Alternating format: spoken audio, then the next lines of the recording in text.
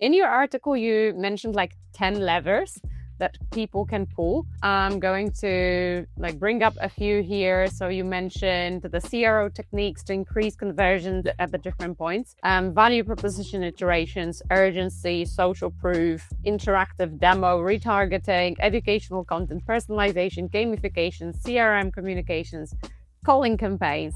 Are these universally effective for all the different stages, or are there some techniques that work better at early stages versus later stages? What do you think? Yeah, no, that's a really good question, because in an article, it's hard to be specific. So those are generally proven techniques that could increase conversion, but for some products it will work, for some it will not. So it's really important to not read an article and be like, okay, I saw that calling campaign could be a good CRO technique. Let's do it. No, you should have a clear rationale behind it. Why are you doing a calling campaign? For example, that's the type of thing. Do you have the phone number of your user? Sometimes you don't collect them. For many mobile apps, you don't even collect the mobile phone.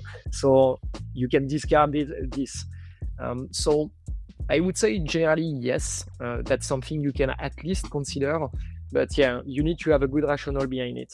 If you want to do a CRM campaign, why are you doing it? Do you already have one? If you don't have any CRM campaign in place, why? What type of CRM campaign should you build? How will you test it?